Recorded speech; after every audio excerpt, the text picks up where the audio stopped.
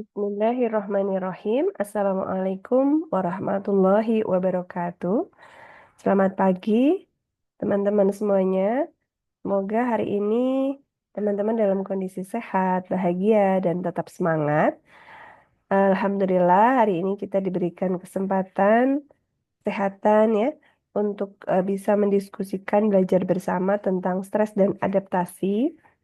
Nah, saya kira ini bukan sesuatu hal yang asing ya di telinga kita bahwa stres sudah terbayang di benak kita ya stres itu seperti apa, terus bagaimana kita beradaptasi. Tetapi ternyata ada beberapa hal yang perlu kita dalami bersama ya terkait stres dan adaptasinya, termasuk bagaimana kita sebagai seorang perawat itu memberikan asuhan keperawatan pada pasien-pasien dengan masalah stres ini. Ya, apa itu stres, teman-teman? Ternyata ini ya, respon dari tubuh kita terhadap tekanan atau perubahan yang terjadi dalam kehidupan sehari-hari. Tentunya banyak ya yang membuat kita stres, kelelahan, tandanya itu. Karena pekerjaan yang sangat banyak kalau orang yang sudah bekerja. Kalau mahasiswa apa yang membuat stres? Biasanya karena tugasnya banyak sekali, Bu, gitu ya. Masing tiap-tiap dosen minta ada tugas, belum lagi nanti ada urusan pribadi, belum lagi nanti di rumah, gitu. Itu bisa jadi membuat mahasiswa stres, khususnya yang rata-rata diungkapkan mahasiswa itu kalau skripsi akhir itu, tugas akhir. Belum lagi nanti kalau ada praktek di rumah sakit. Nah, di sini betapa pentingnya adaptasi atau bagaimana kita menyesuaikan diri dengan kondisi atau hal-hal baru yang mungkin berbeda dari sebelumnya ya, teman-teman. Adaptasi ini bagaimana kita mampu atau kemampuan seseorang untuk menyesuaikan diri dengan kondisi yang menekan kita gitu. Ya meskipun biasanya mungkin hidupnya damai gitu ya, tidak ada tantangan, tiba-tiba dia harus dalam kondisi yang serba harus cepat, harus menyelesaikan semua banyak banyak tugas gitu ya. Nah itu juga kalau yang tidak kuat maka bisa menjadi stres. Stresnya bisa berat ya, stres kronis. Kayaknya kita akan coba bahas jenis-jenis stres. Yang pertama stres akut. Nah, dari kata-kata akut berarti ini tiba-tiba gitu ya. Artinya, stres jangka pendek yang muncul secara tiba-tiba atau akibat kejadian tertentu. Contoh, kalau misalnya kalian diminta menjadi moderator, langsung saya tunjuk misalnya, itu kan pasti ada rasa kaget, terus deg-deg ya, jantung tiba-tiba berdebar, terus jadi mules, macam-macam, itu namanya stres yang tiba-tiba. Misalnya diminta untuk mewakili pidato karena ketuanya tidak datang, nah itu juga membuat kita stres secara tiba-tiba. Sedangkan stres kronis ini berlangsung lebih lama dan juga bisa berdampak pada kesehatan. Kalau dia tertekan dalam jangka waktu lebih dari 6 bulan, bahkan bertahun-tahun, itu resiko sekali. Bahkan kita bisa angkat diagnosanya itu atau beresiko terhadap gangguan jiwa. Ini bahayanya ya, tidak boleh dianggap sepele. Stres, cemas, depresi itu bagian dari masalah kesehatan jiwa. Jadi masuk di dalam masalah-masalah psikososial namanya ya. Kemudian stres eustress. Ada eustress, ada distress. Eustress itu stres positif yang dapat memotivasi seseorang. Jadi dari tekanan-tekanan dia, misalnya hari ini suruh presentasi atau besok 2 hari lagi suruh presentasi. Dia tuh menyiapkan betul dengan semangat gitu ya. Tapi kalau distress, stres negatif yang bisa mengganggu gitu.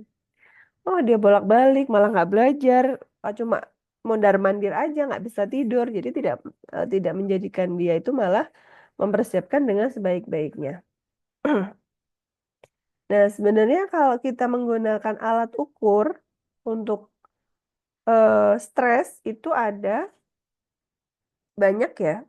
Ada namanya DASS, DAS, Depression Anxiety Stress Scale. Tapi kita ngambil poin pertanyaan-pertanyaan untuk stresnya saja. Nanti kita akan melihat apakah itu termasuk kategori normal, kemudian stres ringan, stres sedang, stres berat, dan sangat berat.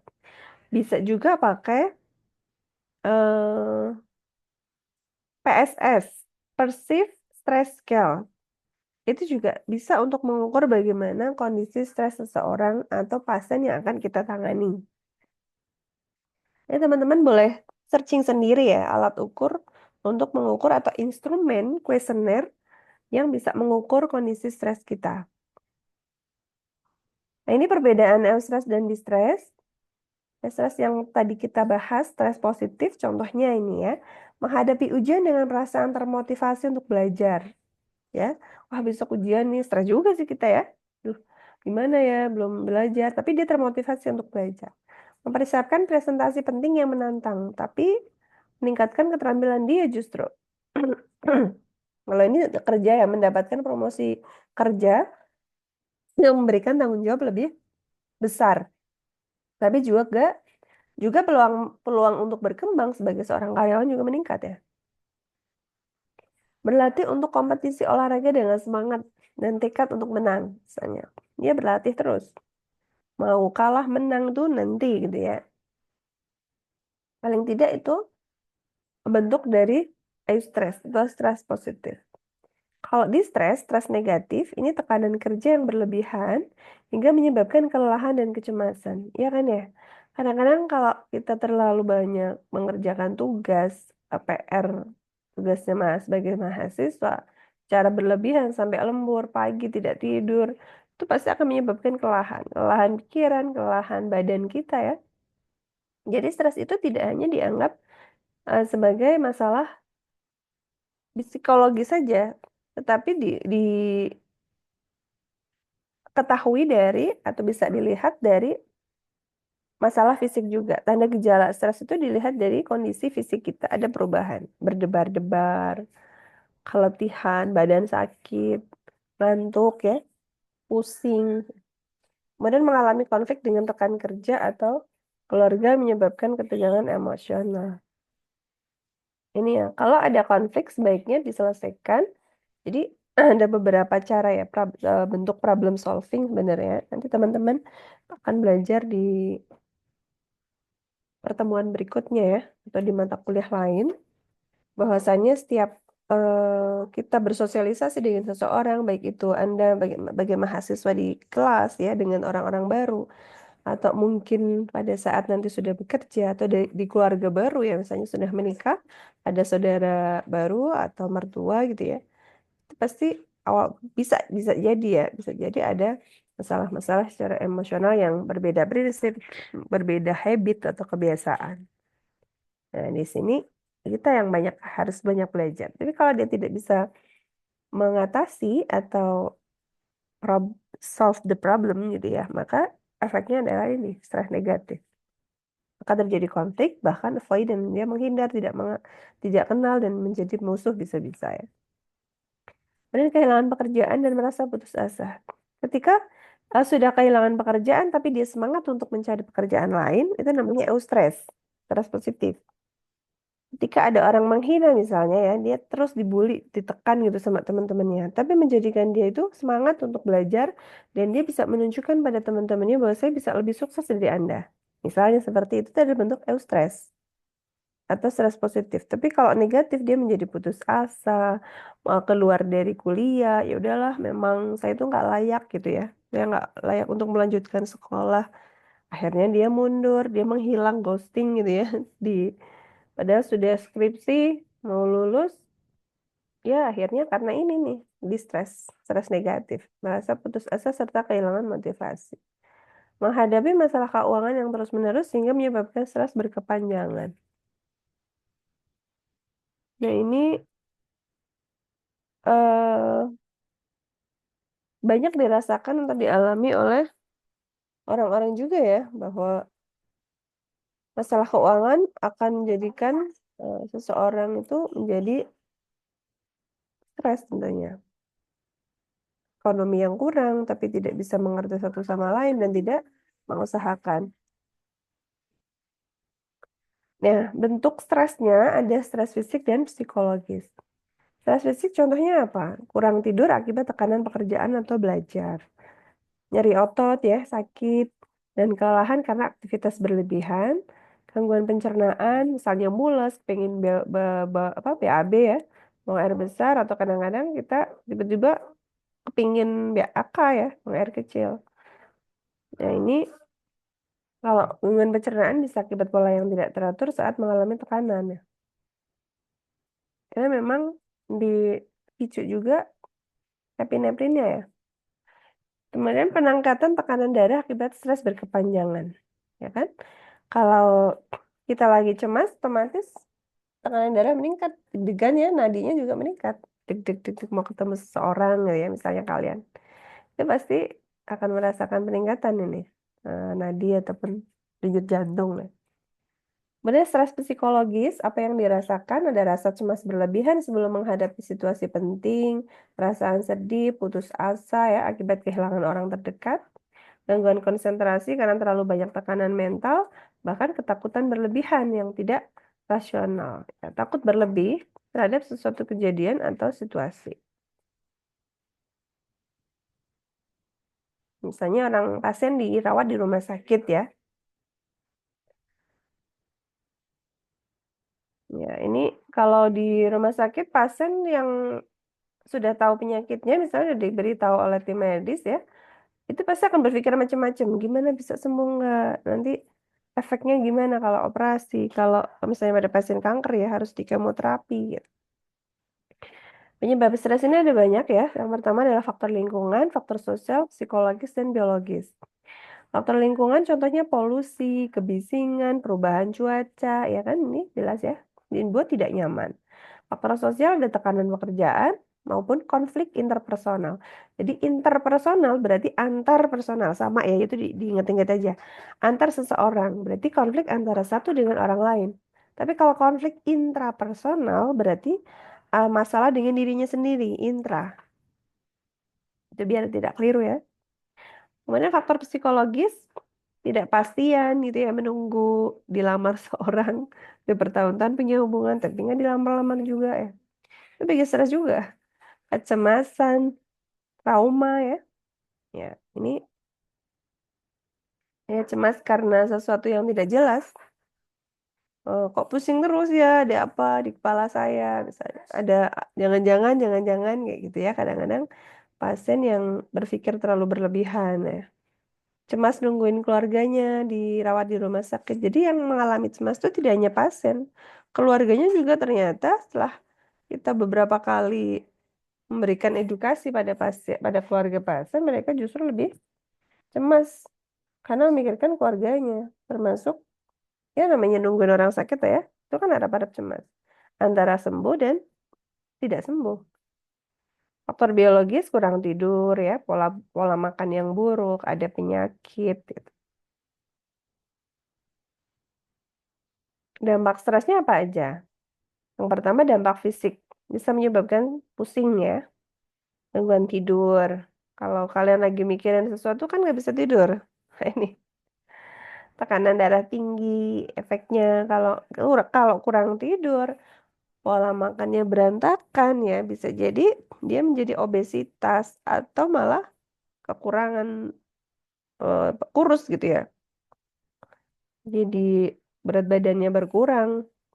Tapi tensinya tinggi, bisa beresiko diabetes juga kalau dia makannya over gula misalnya, asupannya. Dampak psikologisnya apa aja? Cemas ya, depresi, ataupun mudah marah. Kalau kita lagi banyak tekanan, banyak masalah kan gampang marah kepada orang ataupun barang itu menjadi sasarannya. Dampak perilakunya, misalnya kita jadi menarik diri ya dari kehidupan sosial, kebiasaan makan buruk tadi, kemudian konsumsi alkohol berlebihan. Ini adalah efek negatif. Konsumsi alkohol berlebihan. Kalau yang positif gimana? Stres terus efeknya positif. Dia relaksasi, kemudian dia justru olahraga gitu ya. Kalau lagi stres, aku mending olahraga, main bola atau main badminton gitu. Main musik atau mungkin sholat ya, lebih rajin ngaji, istighfar gitu. Itu yang dampak positifnya. Tapi kalau malah konsumsi alkohol, rokok ya biasanya kalau laki-laki atau naudzubillah narkoba ya, ini justru akan merugikan dirinya sendiri dan masa depannya. Kalau kalian nanti belajar tentang nafsa, itu dampaknya mah naudzubillah ya. tidak hanya ke fisik gangguannya, bahkan ketidakstabilan di neuro kita atau otak, saraf, tapi juga jadi masalah kesehatan mental. Karena pasiennya biasanya paranoid ya, udah kadang-kadang ada halusinasi. Maka kita sering dapatkan juga pasien di rumah sakit jiwa itu karena withdrawal alcoholic syndrome ataupun yang lain ya. Misalnya dia memang karena kecanduan alkohol atau narkotik ya, narkoba, sehingga dia menjadi gangguan jiwa. Nah, ini di gambar sedikit ini, komplikasi yang bisa terjadi akibat stres, meningkatkan resiko penyakit gitu ya, penyakit jantung, tekanan darah tinggi, diabetes, depresi, dan kecemasan, gangguan pernafasan juga ya, misalnya PPOM, asma, masalah. Jadi asma itu juga bisa dipicu oleh stres ya. Masalah kulit itu juga eksim itu juga dari stres, termasuk jerawat ini ya. Strategi adaptasi terhadap stres, yang pertama strategi kognitif, itu contohnya seperti apa? Ada berpikir positif, mengelola emosi gitu ya. Ekspektasinya jangan terlalu tinggi kalau mengelola ekspektasi. Kalau kita ekspektasinya tinggi terus, maka kita tambah stres karena kita tidak mampu untuk menggapainya gitu ya. Jadi disesuaikan dengan kemampuan kita, idealisasi lah ya istilahnya. Dia idealisasinya disesuaikan dengan diri kita, jangan terlalu tinggi. Strategi emosional, kita menyediakan waktu untuk relaksasi nafas dalam, mendengarkan murotal, mendengarkan musik, ya. Atau bisa dengan cara yoga, misalnya, berbicara dengan orang yang dipercaya. Curhat, itu adalah salah satu untuk mengurangi stres yang kita alami. Curhatnya juga tidak sembarangan ya, pada orang yang kita percaya. Pada orang tua misalnya ya, kan nggak mungkin orang tua akan menjerumuskan kita. Strategi fisik misalnya olahraga, pola makan sehat, tidur cukup. Jadi teman-teman please ya, tolong mulai sekarang mumpung masih muda, itu gunakan masa muda Anda memang sebaik-baiknya. Jangan sampai nunggu tua. Belum tua udah sakit tuh udah banyak sekali sekarang. Umur 30 tahun udah kena DM, udah cuci darah ya.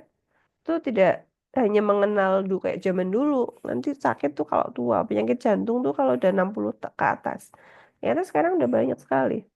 Masih muda kena serangan jantung. Jadi tidur juga pengaruh ya. Tidur itu usahakan kurang dari jam 11 malam.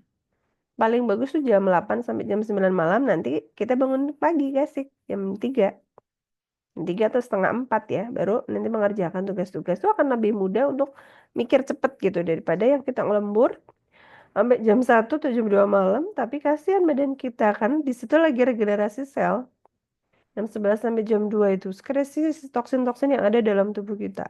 Sehingga ketika tidak tidur dengan cukup menjadi pemicu kita mengalami penyakit kanker ataupun terjadi gangguan hormon. Hormon di sini kan yang kita punya banyak ya. Hormon reproduksi, hormon oksitosin, yang hormon kortisol, hormon insulin ya. Kortisol itu yang memicu stres.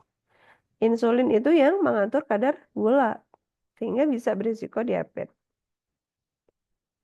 Tidak hanya karena faktor makanan ya, tapi pola tidur dan juga stres. Strategi sosial ini membantu membangun dukungan sosial. Misalnya sosial itu kan dari keluarga ya, kemudian masyarakat, lingkungan kerja, pertemanan ya, bergabung dalam komunitas. Jadi kalian harus aktif di kegiatan-kegiatan bermasyarakat. Kalau masih muda ya di Karang Taruna. Kalau udah lansia itu biasanya di pengajian rutin, di arisan gitu ya. Kalau di kampus ikut organisasi, ya paling tidak jangan menyendiri terus gitu lah. Karena kalau menyendiri nggak ada teman berbagi, akhirnya kita pikir sendiri, stres sendiri. Ya selanjutnya teknik relaksasi untuk mengatasi stres itu apa aja sih? Teknik pernafasan, nafas dalam ya. Itu kan teman-teman sudah belajar. Meditasi atau mindfulness. Ini juga fokusnya untuk mengurangi cemas maupun stres. Olahraga seperti yoga, jalan kaki, bersepeda gitu ya. Hobi dan rekreasi ini melakukan aktivitas yang disuka untuk mengurangi ketegangan dan juga mengintimkan hubungan di keluarga kita gitu ya. Yang hobi main bola ya silahkan, terserah lah ya. Em, Main ke pantai atau ke daerah yang dataran tinggi, yang sejuk gitu, silahkan. Yang ini paling tidak bisa merilis stres kita gitu, mengurangi ketegangan otot kita. Meskipun kadang-kadang habis rekreasi capek juga ya, tapi kan happy. Pesan perawatan pada pasien stres, yang pertama kita kaji dulu ya, apa yang menyebabkan pasien kita tuh stres. Gejala fisiknya muncul nggak, emosionalnya ada tidak gitu ya. Ini kita dari mana cara mengkajinya? Dari pengkajian stres di mana? Di SDKI ya. Kemudian bisa juga menggunakan kuesioner tadi yang kita sebut di awal. Dia termasuk stres berat, sangat berat, ringan, sedang, atau normal. Baru kita diagnosis keperawatan. Cemas mungkin, gangguan pola tidur, ketidakmampuan mengatasi stres, atau mungkin depresi. Nah, selanjutnya kita menyusun strategi intervensi atau perencanaan sesuaikan dengan kondisi pasien kita. Prevensinya apa? Kita berikan edukasi tentang manajemen stres, anjurkan teknik relaksasi seperti nafas dalam, hipnosis 5 jari, mendengarkan murotal, ya. Itu istighfar, zikir ya, zikir tuh banyak sih. Itu terserah kalian dan juga kesepakatan dengan pasien mau yang mana. Mendorong motivasi pasien untuk mengekspresikan perasaannya, paling tidak dengan mengungkapkan perasaan itu agak plong gitu, meskipun masalahnya belum selesai. Tapi paling tidak satu tahap itu bisa mengurangi saja. Menyediakan dukungan emosional dan sosial. Jadi kita juga mensupport ya bahwa wajar kita itu mengalami yang namanya cemas, stres gitu ya. Asalkan tidak berlebihan. Dan kita coba cari solusinya Bu daripada misalnya marah-marah, kita diam saja, dipendam, itu kan tidak ada solusi dan justru akan menyebabkan kita menjadi sakit, tambah tambah tidak nyaman. Itu paling ya. Sosial berarti keluarga. Keluarga kita juga berikan edukasi juga. Supaya tidak membebani atau menambah cemas atau stresnya pasien. Mengajarkan keterampilan coping yang adaptif. Coping itu adalah adaptasi ya. Bagaimana seseorang itu beradaptasi. Tidak ke dalam hal-hal negatif tadi seperti merokok, diam saja gitu. Tapi kita ajarkan relaksasi. Relaksasinya bisa tadi yang kita sebutkan. Nafas dalam, mindfulness, distraksinya bisa kita bercerita, mendengarkan kajian di radio, di apa, TV, ikut dalam pengajian di musola, misalnya pengajian rutin tuh ya ibu-ibu atau bapak-bapak. Di situ kan ada siraman rohaninya, ada kultumnya, ada kajiannya. Itu kata para keluarga gitu ya, para ibu-ibu yang saya tanya, itu ternyata memang menenangkan. Jadi nggak terlalu mikirin masalahnya. Karena dapat sentuhan rohani lagi, dapat spirit baru gitu ya. Ternyata nggak cuman dia loh yang alami, teman-teman yang lain justru lebih berat ujiannya. Maka bisa kita sebut ada support dari teman sebaya, istilahnya itu. Rekan sebaya itu penting dihadirkan untuk bisa berbagi pengalaman, untuk kayak gendu-gendu rasa gitu bahasa saya. Supaya kita tuh tidak merasa sendiri, kita tidak merasa bahwa kita tuh yang paling menderita gitu. Oh, ternyata sama ya untuk kalau sesama mahasiswa tuh ya emang pusing gitu. Sama pasien HD misalnya cuci darah, oh iya, saya udah 8 tahun HD Bu, Alhamdulillah masih sehat misalnya. Dia jadi lebih semangat kan untuk melakukan HD, padahal dia baru 1 tahun, yang satunya 1 tahun dia tapi dia sudah putus asa, dia sudah merasa kayaknya nggak sembuh deh sakit saya, umur saya nggak lama deh.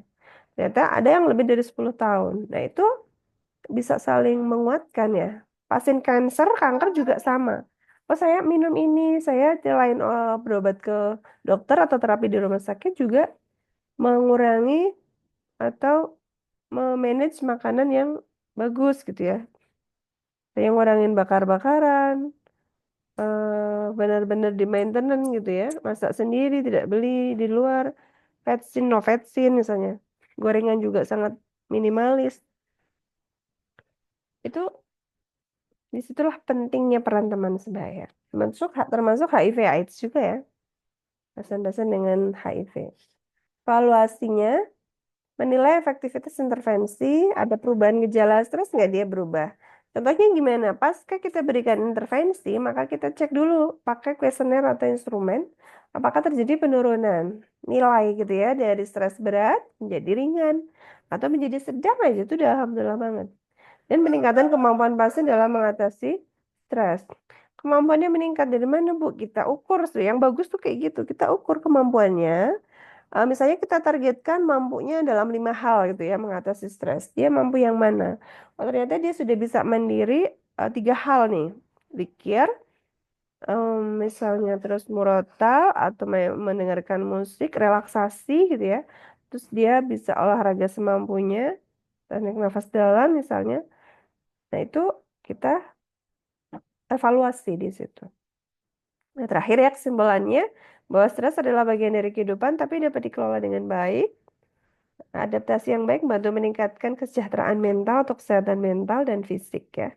Menerapkan strategi yang sesuai dapat membantu menghadapi tantangan dengan lebih efektif.